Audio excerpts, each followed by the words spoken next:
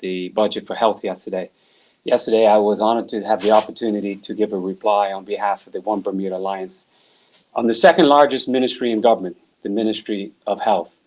And I make that point because it would be the largest, but we have $130 million of debt financing in another ministry. It is, to me, the engine room of the cabinet, simply because healthcare is critical to all of us, and the hospital falls within that ministry. There were many points that I raised, but today I want to focus in with you three critical areas that this government must do better on, and up to this point, they're failing on. First off, poor budgeting. If you take a look at the budget book like we have, over the past 3 years, the PLP has been over budget. In other words, had to give more money through the fiscal year. In 2021, 2022, they were $9 million short. They had to pay up. In 2021, it was $9 million. In 21-22, it was $27 million. And this current financial year, which ends at the end of this month, it's $18.5 million. Simply unacceptable. In 2020, you could understand it with COVID hitting us. But in the end of 2021 and 22, there's no excuse for being so short on a budget and have to come up on it. They failed on that. The second thing that's important is the National Health Plan and universal health care. I think members of the public are well aware that it was about 2010 when a former minister of the PLP first introduced the idea of a national health plan, which meant universal health care, access to it by everyone, and lowering premiums, making health care more affordable. Well, here we are now in 2023, and they haven't progressed it much. I was polite yesterday when I said they've stuttered and they've staggered on it. But now we see yesterday they created an Office of Program Management to oversee further implementation of it. And that's coupled with the fact that the Bermuda Health Council also has some responsibility. And the Health Council budget went up by $1.2 million last year. So we've created a new department to push through a plan that the PLP up to this date has been incapable of doing. And the real concern is they haven't said how we're going to pay for it, who's going to pay for it, or if there'll be new taxes. So the talk is cheap, they need delivery.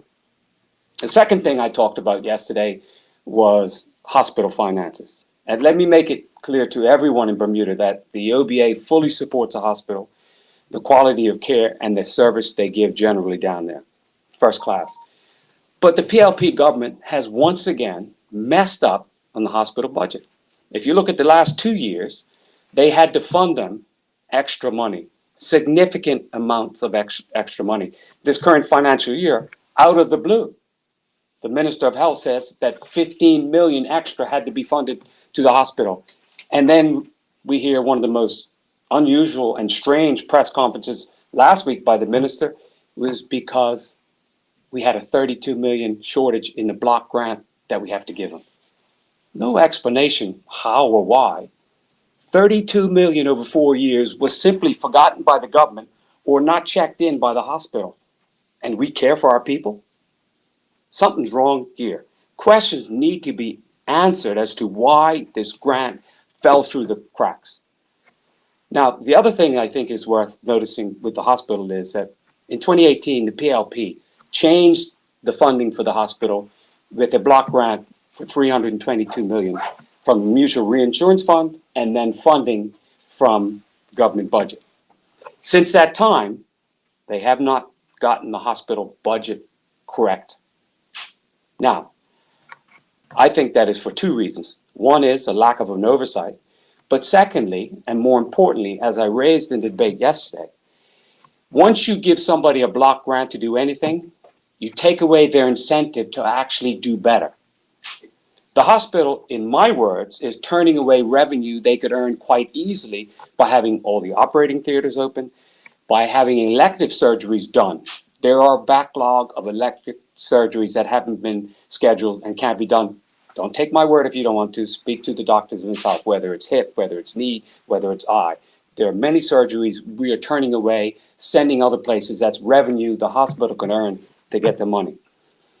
Additionally, we cannot forget the debt that the hospital owes on this secret deal that the PLP did when we built the acute care wing, and they want to complain about the airport.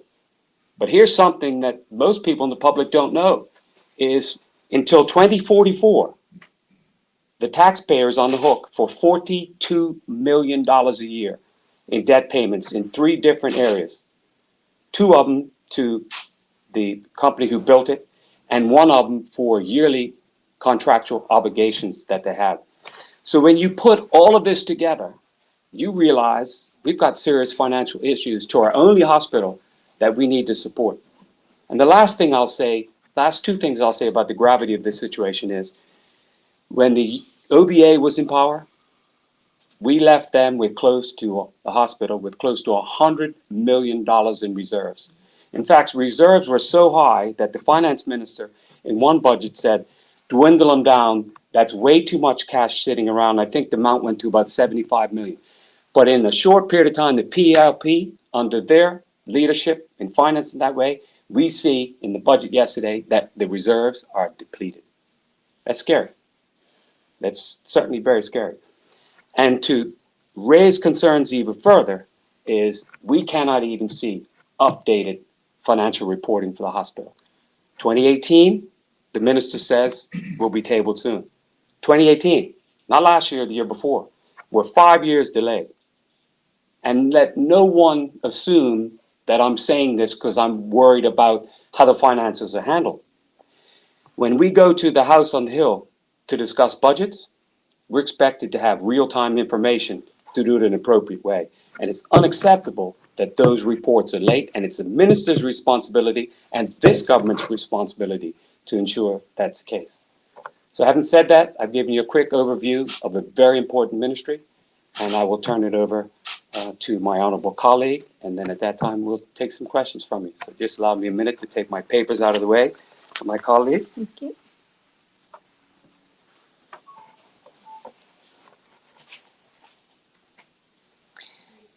The Ministry of Social Development and Seniors gave their 23-24 brief, and some of the highlights that came out that were of most interest and concern for me and for the One Bermuda Alliance is that for another year, seniors are going to have to wait for a national senior strategy.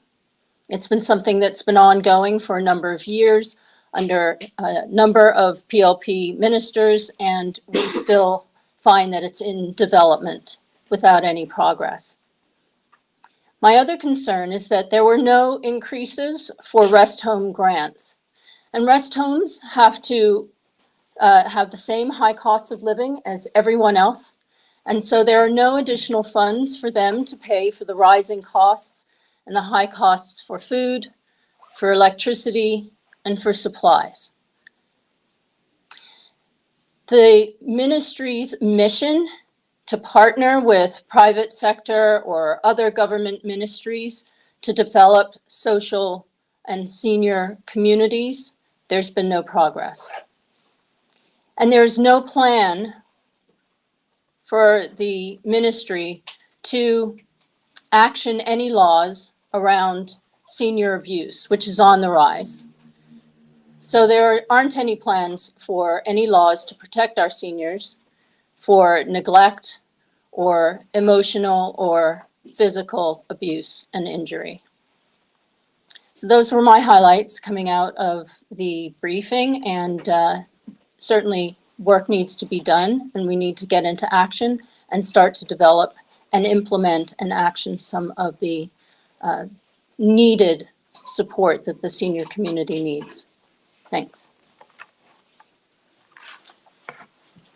Questions, anybody? Happy to take any questions. Yeah. Sean Conley from the Royal Gazette.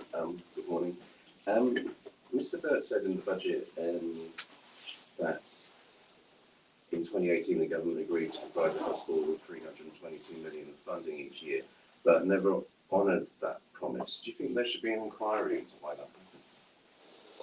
Well, the concerns that I raised yesterday obviously are part of questioning that the loyal opposition has done. Look, it's just an abject failure. Unfortunately, Premier Burt is very good at coming out in a stylish way and giving some background to plans that often these plans don't materialize. And then he runs away and allows other people to take the flak on it. The poor Minister of Health is the one that had to announce that, $32 million was missing. But last I checked, he was the Minister of Finance who should be on top of that purse strings. So at the least, we're owed an explanation. Look, I just think it is a simple, very poor oversight, and there must be some accountability. And it just won't happen under the PLP because they want to move on to the next trouble that they create. It's unacceptable. The hospital should have some understanding of what their budget is going to be, and they should be closer communication and better communication where the hospital tells them what the challenges are rather than just find out when the budget is tabled that they've been given an extra $15 million. I mean, Sean, can you imagine? If you were a little short of money, you just go to your employer and say, can you give me a little bit extra and I'll be all right. It doesn't work like that in the real way, but that's the way the PLP treat the taxpayer. No accountability, lack of explanation. The underfunding since 2018, do you think that could have caused patients to unnecessarily suffer or that their health problems weren't properly dealt with? I'm not going to be the judge on that because I don't have the inside information, but it's logical that that can be the case. And obviously, COVID has had something to do with it too, because the hospital from 2020 to about halfway through 2022 had to limit things that they can do. So elective surgeries were put off, and quite often for senior, elective surgeries on your eyes can have a drastic impact. So, it's anytime the hospital is faced with challenges, you need to take them seriously and deal with them. And this government simply hasn't done it. Do you think hospital managers also have questions to answer about this? Well, I do think so, because if you're not receiving the grant, if I was due the money, I'd be calling people to ask what's going on. And, that's why I'm very interested to see the financial reports. And isn't it interesting? The last financial report is 2018, 2019, when the grant just started. So would you say there's been a dereliction of duty at the hospital as well? That's your words, and I think it applies to everyone, because financial reporting for any organization is key. And in the real world, not Bert's world, in the real world, people have to have that reporting. Right. I know it's not directly your remit, but it's to do with what you've been speaking about. The Bermuda Gaming Commission is going to receive a guarantee of almost 10 million from the government to allow it to borrow money to keep operating. What's your view on that? We haven't debated that yet, but with the way that the PLP has talked about guarantees, this is certainly an interesting development. And it perhaps is a way for them to get some outside money involved if the government is backing the Gaming Commission. But certainly, I can't see how it's going to work in any way, because who wants to support the Gaming Commission when this government has not moved gaming forward in any way in spite of all the talk about it? So the government has to explain it next week. May I also add to that as well? It's my understanding that guarantee is also backing a loan that the government has asked the Gaming Commission to go to the bank to get. So there's some trouble there. And clearly, there's no revenue coming in. They've got huge overheads for an industry in gaming that may not ever get off the ground at this point because of the government's influence. So having a guarantee to go to the bank to get a loan to keep the operations going for a gaming industry that may never happen sounds a bit questionable for me. There's your answer. What do you mean by trouble? Well, we've had 2 hotels pull out, right? So the Hamilton Princess, they're not interested in gaming anymore. They got frustrated and walked away. St. Regis has done the same. And so I don't know who else is going to be interested. And certainly by the time the Fairmont Southampton gets off the ground, either the Gaming Commission will be so out of funds for operations that there won't be enough energy or resource to even begin to implement or move gaming forward at the Fairmont Southampton. Do you think the GBC needs a complete overhaul then? Maybe pivot and find something that would be more lucrative for Bermuda and redirect those resources to something that actually is going to generate some revenue for Bermuda. Okay, just going back to Mr. Dunkley. I know it's been abandoned now and you all love each other again, well, nearly all of you. But I'm just curious, did Mr. Simons ever convey to you his reasoning for bringing back such a controversial government tax as the TA? I have nothing further to add to that because I addressed it in the House of Assembly, which is public record, and I think that comment in the House of Assembly gives you all the answer you need to your question. You know, I know it's an interesting topic for members of the media, but at some point you really can't say any more about it. Yeah. But finally, though, so you will accept, though, I mean, you've reversed it now and everything, but you've given the PLP a lot of ammunition, haven't you? Because they'll now try to portray you as the TA party. So, from that sense, it has been a political own goal, hasn't it? Yeah, but you know, quite often in games, people will score an own goal and still win the match. We're a strong team, and we all make mistakes. I've made many mistakes in my political career, and I still stand on integrity and character, and that's what the opposition leader has done. Is so we have to move forward. If I could say I'd never make another mistake in politics, I'd be the happiest person in this country. But it's going to happen. It just happens in this thing. So the PLP can run as far as they want with it. But when you focus in on, as a government on your opposition, that means you're just trying to hide your own problems. They got a lot of problems they can't hide. Okay, thanks a lot. Thank you. Thank you. Thank you. Hi, Good Jasmine. morning. You mentioned that there's quite a lot of debt from the hospital, but the government has decided to invest about $700K into a community clinic in Mangrove Bay in Somerset. Do you think that's a wise decision?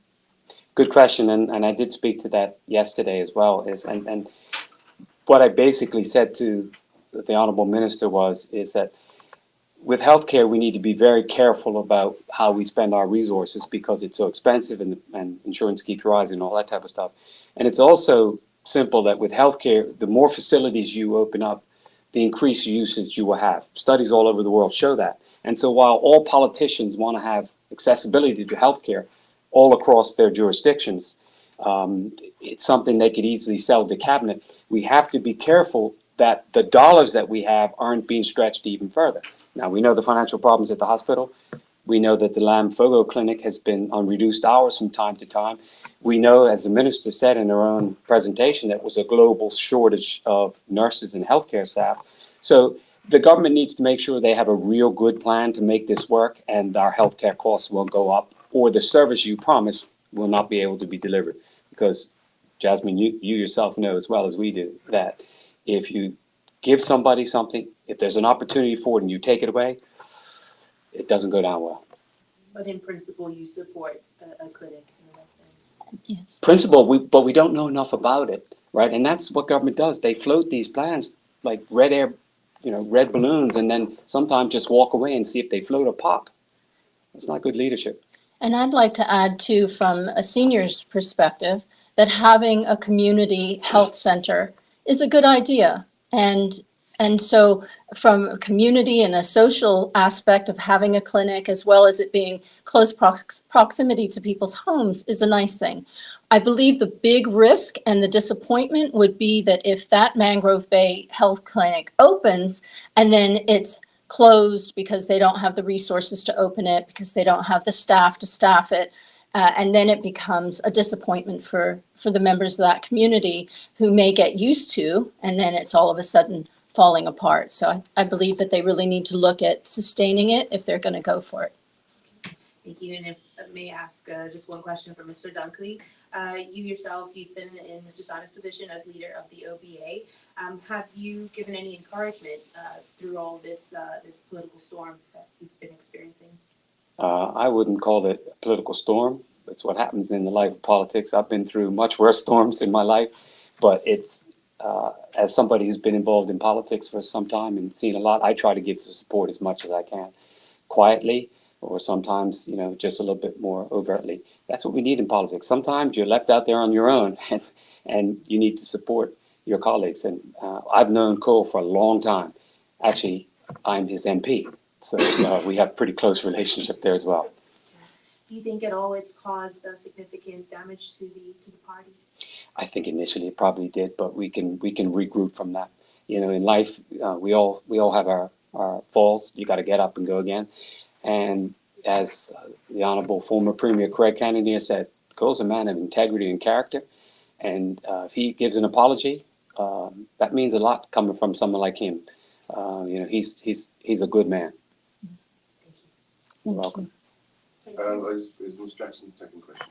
Yeah, of course. What would you do for seniors then that the government isn't doing now? Well, if I go back to the top for the National Senior Strategy, I would get that done ASAP, and I would implement it immediately. The second point that I had raised around the lack of funding or no increases for rest homes, they need our support. And I do know that the Bermuda Health Council, which is not directly involved with the department or the Ministry of Social Development and Seniors, but I know that they are working to at least get us a financial view of some of the rest homes. But if rest homes need help, then we should certainly be there for them. The laws for senior abuse cases have skyrocketed. And we absolutely have to pay attention to drafting some laws to protect our seniors from injury. And there's no cost attached other than the cost of time. And so I should see that as a priority for sure. Okay. Oh, sorry. Sean, just in regards to that is that, as my colleague said, rest homes fall under health. And one thing that we did discuss through the debate yesterday, privately, myself and Ms. Jackson, is that if you look at the budget for both Sylvia Richardson and Leroy House, the last 2 years, they've overshot the budget. And this year, we've budgeted less than we have in the last year. I don't know how that's going to work. Secondly, both of those places have been significantly short in staff. Now, you can't say that it was a COVID challenge, we couldn't get the staff, but they've been significantly short in staff, and we questioned how all of a sudden we'd find the professionals to be in there to shore up the services. So just further clarification. Thanks. Ms. Jackson, I hate to bring up the recent unpleasantness again, but the word Somehow we expected it. the word on the OBA street is that you've been quietly canvassing to become the next leader. Is there any truth in that? No, You haven't called absolutely me. not. I know. She hasn't called me. What am I, I top get up liver? and I do my duty as needed. I have a little more visibility during the budget debate because, as you'll maybe notice, I will be covering quite a few briefs. Yes, you will. So this is a busy time of year. And as far as canvassing is concerned, I love to canvass. So if you see me out there, that's just business as usual. Finally, would you like to be OBA leader? I'm here to provide a public service, and I will continue to provide the public service until I'm not needed anymore. And that's where I go. That's where I go. You don't have any leadership ambitions? I'm not that person.